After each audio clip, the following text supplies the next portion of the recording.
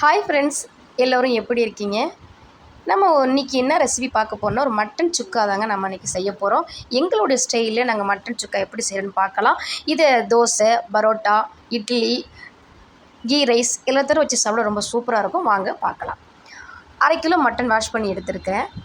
அதில் 1/2 டீஸ்பூன் தனி மிளகாய் தூள், 1/2 டீஸ்பூன் மஞ்சத்தூள், 1/4 டீஸ்பூன் உப்பு, கொஞ்சமாக தண்ணி சேர்த்து ஒரு 3 விசில் விட்டு நம்ம மட்டனை வேக வச்சு எடுத்துக்கலாம்.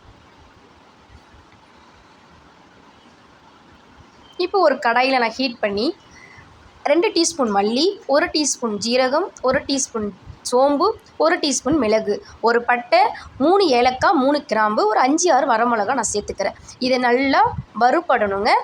ஆனால் கலர் மாறக்கூடாது. இதை நல்லா வறுத்து எடுத்து இது தனியாக ஒரு பொடி பண்ணி வச்சுக்கலாம். இப்போ ஒரு கடாயில் நல்ல பெரிய வெங்காயமாக ஒரு வெங்காயத்தை நான் கட் பண்ணி நான் இதை சேர்த்துருக்கேன். இது வெங்காயம் வதங்கினதுக்கப்புறம் நம்ம வேக வச்ச மட்டனையும் இந்த நல்லா எண்ணெயிலேயே ஒரு 5 நிமிஷம் நல்லா வதக்கணுங்க. வதக்கினதுக்கப்புறம் ஒரு கைப்பிடி நான் சின்ன வெங்காயம் முழுசாக சேர்த்துக்கிறேன். காஷ்மீர் மிளகாய் ஒரு 1/2 டீஸ்பூன் நான் சேர்த்துக்கிறேன். இது கலருக்காக தான் சேர்த்துருக்கேன், காரம் இருக்காது. இப்போ ஒரு 1/4 டீஸ்பூன் நான் மஞ்சத்தூள் சேர்த்துருக்கேன். இதை நல்லா மிக்ஸ் பண்ணி நல்லா இப்படி எண்ணெய் பிரிஞ்சு வந்ததுக்கப்புறம் 1 டீஸ்பூன் நல்ல பெரிய டீஸ்பூனால் நான் இஞ்சி பூண்டு விழுது நான் சேர்த்துக்கிறேன். அதுவும் நல்லா வதங்கினதுக்கப்புறம் மட்டன் வேக வச்ச தண்ணி இப்போ நான் சேர்த்துக்கிறேன்.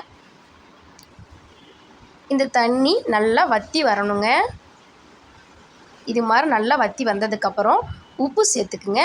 ஏற்கனவே நம்ம மட்டனில் உப்பு சேர்த்து வேக வச்சுருக்கோம். இப்போ உப்பு சரி பார்த்து சேர்த்துக்குங்க. இப்போ லாஸ்ட்டாக நம்ம பொடி பண்ணி வச்சு அந்த மசாலாவில் ஒரு 3 டீஸ்பூன் நான் சேர்த்துக்கிறேன்.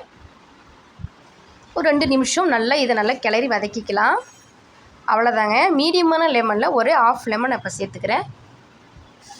ஃப்ரெஷ்ஷான கருவேப்பிலை, பச்சை மிளகாய் சேர்த்துக்கிறேன். சூப்பராக ரெடி ஆகிடுச்சிங்க. இந்த மட்டன் சுக்கா எல்லாத்தோட கூட வச்சு சாப்பிட ரொம்ப சூப்பரான ஒரு ரெசிபி. நீங்களும் கண்டிப்பாக இதை ட்ரை பண்ணி பாருங்கள். இந்த வீடியோ உங்களுக்கு பிடிச்சிருந்தால் லைக் பண்ணுங்கள், ஷேர் பண்ணுங்கள், கமெண்ட் பண்ணுங்கள். நம்மளோட சேனலுக்கு சப்ஸ்கிரைப் பண்ணுங்கள். ஓகே, பாய்.